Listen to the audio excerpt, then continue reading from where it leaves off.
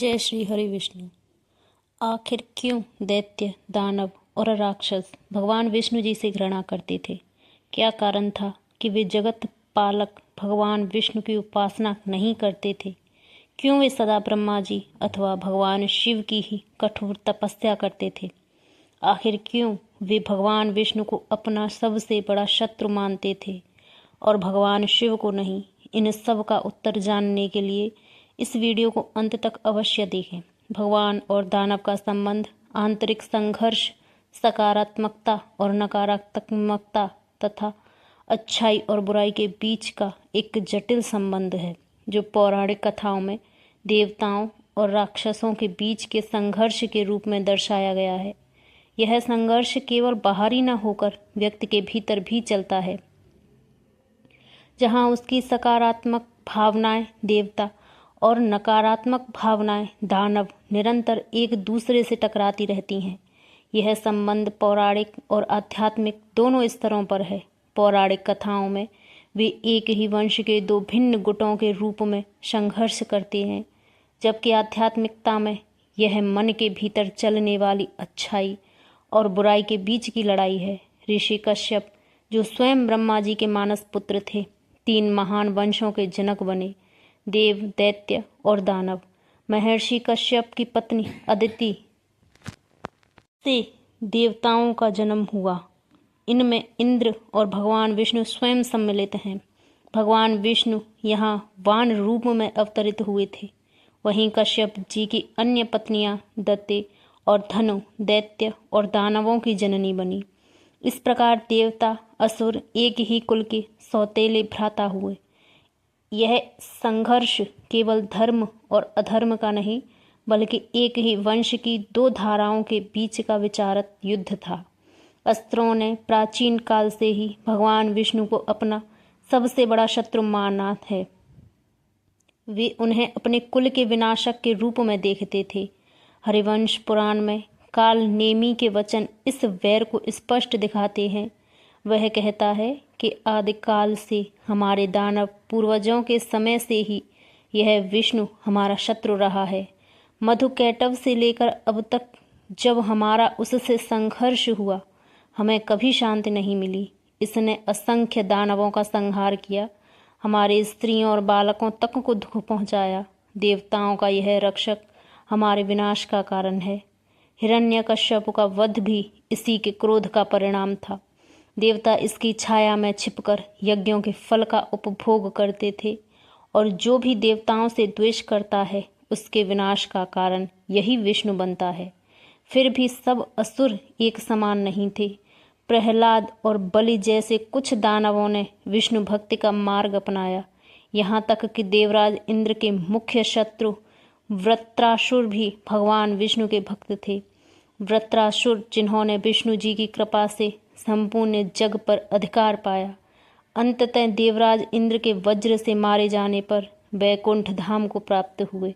महाभारत के मोक्ष धर्म पर्व में वर्णित है कि वृत्रासुर महान असुर होते हुए भी महान योगी थे, और मृत्यु के बाद भी भगवान विष्णु के परम धाम में जाकर विराजमान हुए। भगवान विष्णु को कोई भी छल, तप या सिद्धि के माध्यम से प्रसन्न नहीं कर सकता। वे स्वयं माया से परे हैं और संपूर्ण सृष्टि के महामायन हैं। उन पर पहुंचने का केवल एक ही मार्ग है, भक्ति का मार्ग, अर्थात निष्कपट प्रेम। पर असुरों को यह मार्ग नीरस और शक्तिहीन लगता है। वे भक्ति नहीं, प्रभुत्व चाहते हैं। उन्हें ईश्वर की नहीं, ईश्वरीय सामर्थ्य की लालसा होती है। शुक्राचार्य, जो असुरों के गुरु हैं, अपने शिष्यों को स्पष्ट रूप से यही उपदेश देते हैं कि वे विष्णु की उपासना न करें, क्योंकि यदि वे ऐसा करेंगे तो उनका लोभ, अहंकार, शक्ति की तृष्णा समाप्त हो जाएगी। भगवान श्री कृष्ण ने गीता में कहा है, क्षिप्रम भवति धर्मात्मा, अर्थात जो भी भक्ति भाव में प्रवृत्त होता है, वह शीघ्र ही धर्मात्मा बन जाता है। प्रहलाद की तरह वह हर वस्तु में नारायण को देखने लगता है, और तब उसमें कोई असुरी प्रवृत्ति शेष नहीं रहती। और यदि कोई असुर केवल दिखावे की भक्ति करने का प्रयास करे, तो वह भी संभव नहीं, क्योंकि विष्णु अंतर्यामी हैं। वे सभी के हृदय में स्थित होकर हर विचार को जानते हैं, अतः उन्हें छलने का प्रयास स्वयं छल करने वाले के ही विनाशकारी हो जाता है। इसलिए असुर भगवान विष्णु से दूरी बनाए रखते हैं और अन्य देवताओं की आराधना कर उनसे वरदान प्राप्त करने का प्रयास करते हैं। पर जब वही वरदान असुरता के मार्ग में विध्वंस फैलाने लगते हैं, तब अंततः वही देवता भगवान विष्णु से प्रार्थना करते हैं कि वे अवतार लेकर सृष्टि की रक्षा करें। यानी असुर चाहे कितने भी शक्तिशाली बन जाएं, अंत में रक्षक और संरक्षक तो भगवान विष्णु ही होते हैं। वैदिक महाकाव्यों के अनुसार भगवान विष्णु को देवगणों में से एक प्रमुख आदित्य के रूप में जाना जाता है।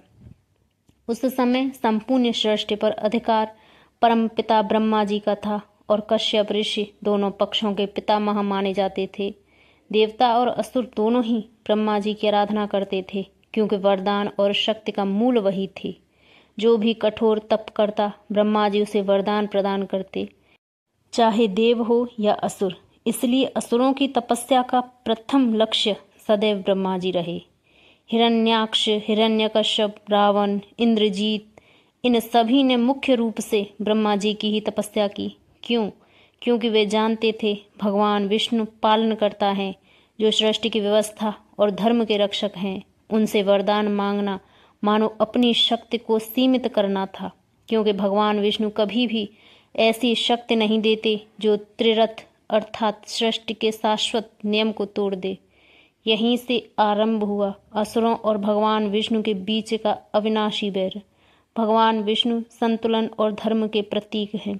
उनका कार्य है व्यवस्था को बनाए रखना। वह स्थिरता है, क्योंकि असुर उस व्यवस्था को पलट देना चाहते हैं। वे परिवर्तक के प्रतीक हैं। यही कारण है कि असुरों को भगवान विष्णु सदैव अपने विरोधी प्रतीत हुए। उनका हर कार्य असुरों के उद्देश्य को विफल करने वाला था। असुर उपासना केवल शक्ति प्राप्त करने के लिए करते थे, आत्मशुद्धि के लिए नहीं। यही कारण है कि जब असुर ब्रह्मा जी और भगवान शिव से वरदान प्राप्त कर संसार में संतुलन भंग करते थे, तो अंत में वही देवता भगवान विष्णु से प्रार्थना करते, हे नारायण, अब आप अवतार लीजिए और धर्म की रक्षा कीजिए। तब भगवान विष्णु अवतरित होते, कभी नरसिंह बनकर, कभी वामन बनकर, कभी कृष्ण बनकर, ताकि अधर्म का अंत हो सके और संतुलन पुनः स्थापित हो सके। ब्रह्मा जी की सृष्टि के आरंभ करता है। वे किसी को वरदान देने से नहीं रुकते।